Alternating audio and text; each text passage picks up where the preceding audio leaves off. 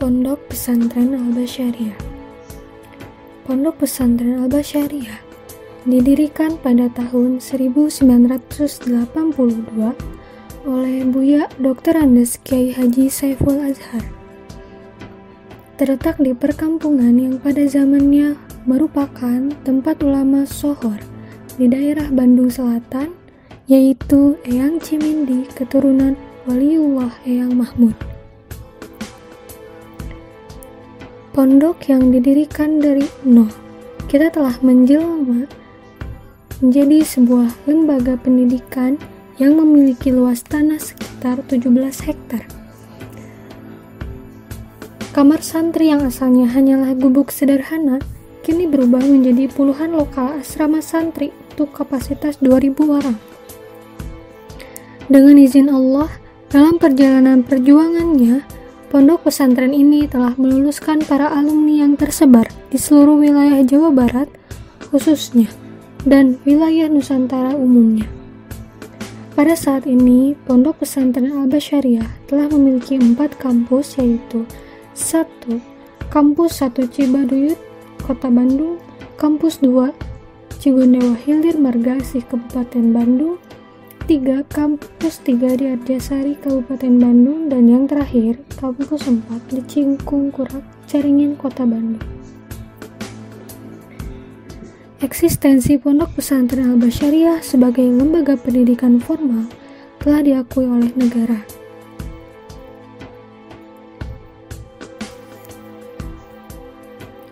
Data terkini, jumlah santri untuk kampus 1 sebanyak 597 putra, juga 403 putri, dengan ditotalkan jumlahnya ada 1000. Untuk kampus 2, jumlah santri putranya 903 dan untuk santri putri 1167 dengan total 2070. Untuk kampus 3, jumlah santri putra sebanyak 126 dan santri putri 216. Di total menjadi 327. Yang terakhir, kampus 4, untuk santri putra sebanyak 162 dan santri putri sebanyak 165 dengan total 327. Jumlah keseluruhan sebanyak 3.729. Untuk fasilitas yang disediakan oleh Pondok Pesantren Al-Basyariah, yang pertama ada kantor kepala sekolah, yang kedua kantor administrasi, yang ketiga asrama santri, yang keempat kamar mandi, lalu ada ruang dan kamar tamu, ada masjid, ada meeting room atau tempat untuk rapat, ada aula utama, adanya kelas, adanya perpustakaan, adanya laboratorium bahasa, kimia, fisika, dan biologi, tersedianya koran harian, adanya sarana olahraga seperti futsal, basket, voli, badminton, tenis meja, taekwondo, karate, pencaksilat, dan yang lainnya. Lalu ada bank tabungan pondok, ada toko buku dan alat tulis, ada warung makan dan koperasi, tersedia juga pabrik minum Mina dan Halwati, tersedia juga pabrik roti Al-Bikri, pos kesehatan pesantren atau yang disingkat menjadi poskestren, tersedianya laundry, jasa potong rambut, Ghurfatut Tahanus atau penjara santri bagi santri yang sedang menjalankan hukuman, dan yang terakhir ada juga dapur umum.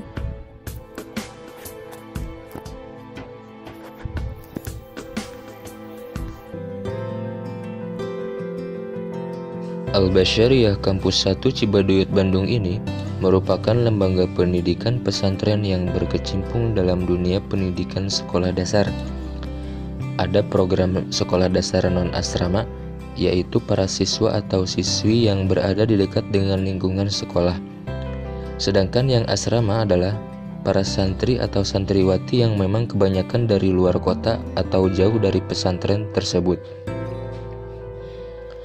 Untuk program kegiatan, Sekolah Dasar Pondok Pesantren Al-Basyariah Cibaduyut ini terdapat 2 kurikulum. Yang pertama kurikulum nasional atau kurikulum 13, dan yang kedua adalah kurikulum kepesantrenan, sehingga lembaga ini memiliki 2 rapot. Didapatkan setelah santri atau siswi lulus dari Al-Basyariah sebagai alumni. Yang pertama rapot nasional dan yang kedua adalah rapot kepesantrenan. Untuk kegiatan dalam kurikulum nasional sama seperti sekolah dasar yang lainnya, dengan jumlah sesuai dengan struktur muatan kurikulum. Adapun di program kepesantrenan, yaitu program di mana Buya Dr. Andes Kiai Haji Saiful Azhar sebagai pimpinan pusat menekankan tentang program mulai dari tahfizul Quran atau murojaah, kemudian diniyah taklimiyah awaliyah, yang di dalamnya juga terdapat mahfuzat iwadah, mahfuzat namiyah, dan praktek untuk keagamaan. Untuk yang berada di lingkungan asrama, para santri dan santriwati disuguhkan pendidikan kepesantrenan yang lebih mendalam. Berbeda dengan santri atau santriwati yang non-asrama, mereka disuguhkan pendidikan kepesantrenan yang tidak mendalam. Untuk kegiatan yang berada di lingkungan asrama, mereka bangun tidur, mulai dari bangun tidur kemudian sholat subuh berjamaah, kemudian dilanjutkan dengan kegiatan bimbingan Al-Quran sampai jam 9 tepat. Setelah jam 9 tepat, mereka istirahat sampai jam 9.30. Setelah itu mereka istirahat tidur sehingga jam 11 tepat. Setelah itu mereka melakukan kegiatan makan, mandi, sholat zuhur berjamaah, dan setelah itu mereka bergegas berangkat ke sekolah pada pukul 12.30 diantar oleh para pengasuh dari pesantren tersebut. Untuk santri non-asrama, mulai dari pagi terdapat muatan khusus dari pesantren tersebut, seperti Al-Basyariah berduha bareng-bareng, kemudian Al-Basyariah bersolawat bareng-bareng, kemudian Al-Basyariah mengaji bareng-bareng untuk yang non-asrama.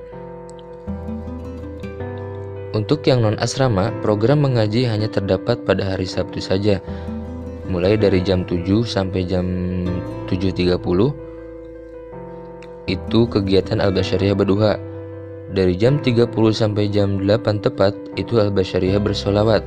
Dari jam 8 sampai jam 9, itu Al-Basyariah mengaji. Dari jam 9 tepat dilanjut dengan kegiatan pramuka sampai jam 10.15.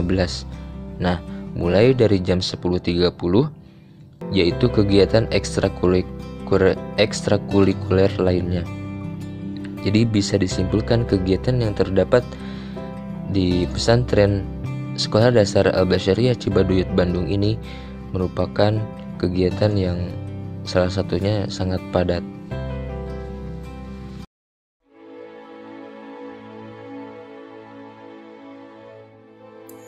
Masalah program kegiatan di pondok pesantren, di SD Pondok Pesantren Al-Basyariah ini kita mempunyai 2 kurikulum. Yang pertama kurikulum nasional umum seperti yang lain, yaitu K13, dan yang kedua kurikulum kepesantrenan.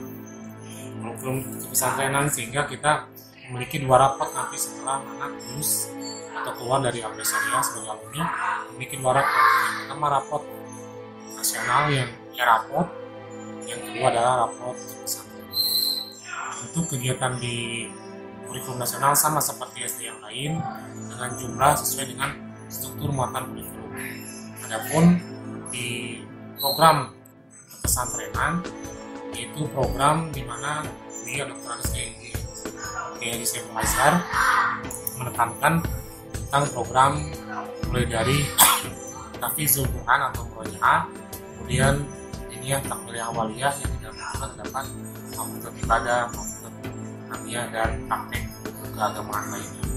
Nah, itu untuk di SD Pondok Pesantren Al-Basyariah Cibadeuyut ini untuk keagamaan biasanya kalau di normal tuh agama 1 minggu 4 jam pelajaran.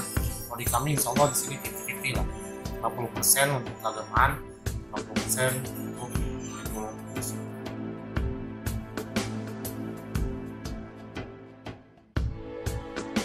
Berbicara masalah sejarah, itu tentunya merupakan sesuatu yang pasti dan sesuatu yang tetap, bahwa Al-Basariyah ini awal mula berdirinya tahun 1982 secara resminya, sedangkan sebelum itu sudah merupakan lembaga rintisan yang berbentuk pengajian-pengajian kemasyarakatan, baik pengajian yang berbentuk bapak-bapak dan ibu-ibu berupa majelis taklim, ataupun pengajian anak-anak berupa madrasah diniyah yang tempatnya seadanya, yaitu di musola ataupun di madrasah yang memang saat itu hanya sangat terbatas sekali.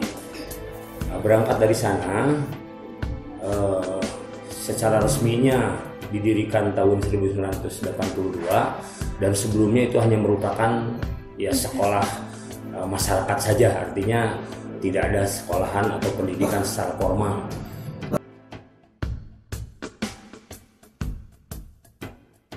Maka dengan adanya pesantren kita ini, yang tadinya masyarakat seputar, baik masyarakat seputar yang di kompleks 1 itu mereka itu buta Al-Quran, baik anak-anaknya atau orang tuanya, alhamdulillah semenjak ada pesantren Al-Basariyah memberikan pengaruh yang sangat komprehensif sekali, terutama masalah agama. Jadi orang tua yang sudah tua-tua tidak bisa baca Quran, akhirnya bisa menjadi baca Al-Quran. Itu yang pertama. Kemudian dari tingkat sosial, tentunya pesantren membawa berkah. Satu bukti, dengan adanya pesantren yang tadinya lokasi pesantren tidak ada telepon, menjadi ada telepon dulu, tidak ada angkot, menjadi ada angkot, yang kemudian dari sisi ekonomi, yang masyarakat bisa menjual barang-barang produknya ke pesantren, walaupun santri tidak boleh beli ke masyarakat karena itu adalah satu aturan dari pesantren, tapi masyarakat sendiri memperbolehkan menjual kepada santri produknya, tapi lewat koperasi. Jadi dititipkan koperasi, maka koperasi menjual kepada santri. Hal tersebut manfaatnya adalah kedisiplinan pesantren tidak terganggu, karena kalaupun santri bebas jajan keluar, tentunya ini disiplin akan sangat terganggu sekali. Ketika kita akan mengabsen mengaji, sulit untuk mencarinya di mana adanya santri. Tapi dengan adanya di pondok ya tentunya sangat mudah. Kemudian yang keduanya, tentunya juga dengan diberikan keberkahan masyarakat bisa menjual produk di Al-Basariyah ini, mereka juga terus serta menjaga lingkungan pondok, baik dari santri yang mereka kabur, itu sangat membantu sekali. Itu berarti pengaruh pesantren luar biasa kepada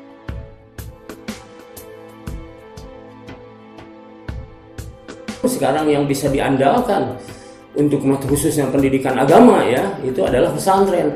Karena secara pendidikan yang diadakan secara pemerintah, tentunya ada madrasah sanawiyah aliyah hanya berciri khas agama, hanya beberapa gelintir aja pelajaran yang diadakan. Hanya untung kekhawatiran dari pemerintah tentang masalah agama, karena mayoritas di penduduk ini adalah beragama Islam, maka dengan pemberian undang-undang masalah pesantren untuk keberlangsungan pesantren ini satu keuntungan, baik keuntungan dari pesantren bisa berkembang dengan keciri khasannya tidak diganggu ya. Jadi dengan undang-undang itu keciri khasannya tidak terganggu oleh pihak oleh pemerintah, tidak mengganggu gitu, tidak banyak intervensi gitu. Kalau sanawiyah aliyah SMP SMA ini intervensi 100% dari pemerintah, sedangkan untuk TMI ini adalah diserahkan pengelolaannya ke pesantren. Jadi kekhasan pesantren tidak diganggu. Bagaimana khas pesantren di sana tidak diganggu? Hanya pemerintah memberikan peresmian daripada legalitas tamatannya, yaitu ijazahnya itu disahkan oleh pemerintah, sehingga mereka bisa melanjutkan ke perguruan tinggi manapun.